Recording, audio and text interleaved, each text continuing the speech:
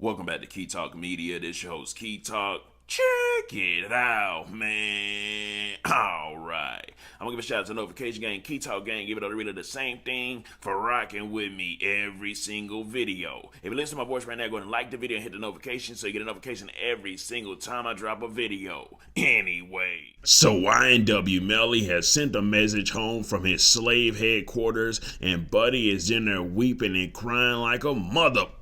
Now you know. You might be wondering, why is YNW Melly crying and whining inside of jail? YNW Melly sent a long message home pretty much explaining the type of conditions that he's having to go to, the type of abuse that he's having to go to, the type of mental abuse that he's having to go to by, a few of the high-ranking wardens and a few of the high-ranking staff within a jail facility that he's inside of. Now, before I start this video and read y'all what he said, we gotta read the 13th Amendment again. Now, I've already told y'all, the 13th Amendment freed the slaves, kinda, sorta. They pretty much said you're free unless you commit a crime. The 13th Amendment says neither slavery nor involuntary servitude except as punishment for a crime thereof the party shall be duly convicted shall exist within the United States or any place subject to the jurisdictions. So it pretty much said, hey, how you niggas are free unless y'all commit a crime. That's why pretty much after they freed the slaves, they made a whole bunch of laws up like called black codes. Like, hey, if you don't have a job,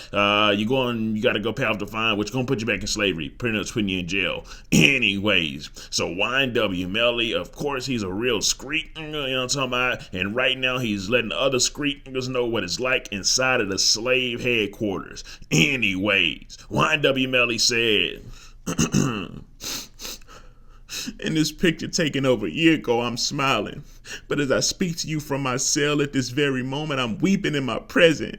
I have been in mute for years about mistreatment, discrimination, and misuse of authority, mentally and emotional abuse. I've been suffering and in fear of BSO staff, Captain Archibald, Captain Hubbard, XO Gene Baptist, and XO Jenkins are just a few of the names of high-ranked staff that have enforced this treatment. On April 8th, I was told I was not allowed to use the phone indefinitely, which means forever. Captain Archibald revoked my calls for using another inmate pen to talk on the phone.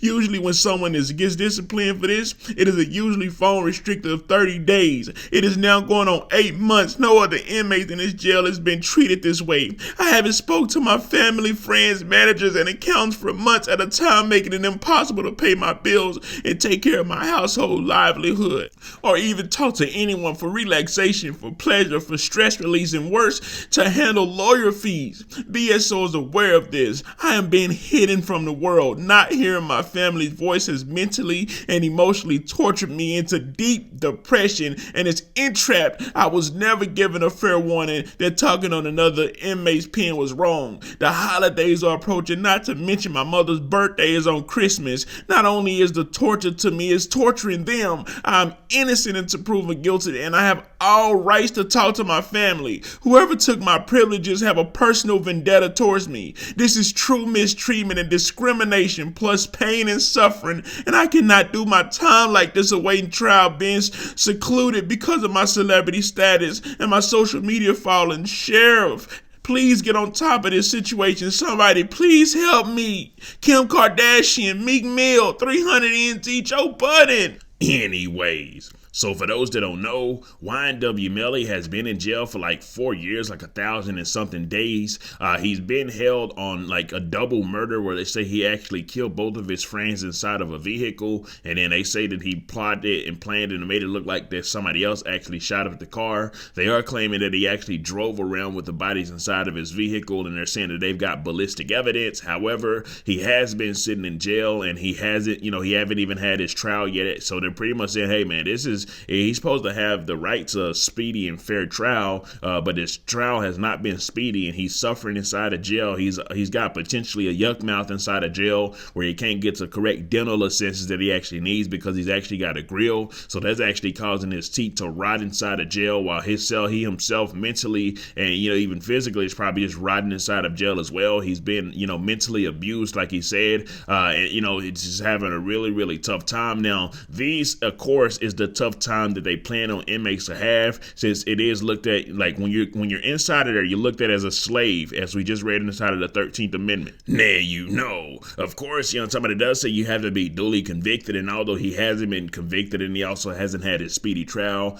it does seem like from the weeping and the crime that he's actually done and he's been presenting for the time he's been inside, that he has been treated as if he's already, guilty of the crime. I mean, he is already still locked up for 4 years. But also on top of that, you've got people that's like, some people that want him to get out. That's like, oh man, free Melly, free Melly. And then of course you got the people that's like, hold up. So you want to make all these gangster kill, thug songs, and then you want to commit a double homicide against your friends, and then whenever they lock your butt up, you want to be crying to us to try to help free you? Stay in jail and rot anyways. So I guess my question is, how do y'all feel about this?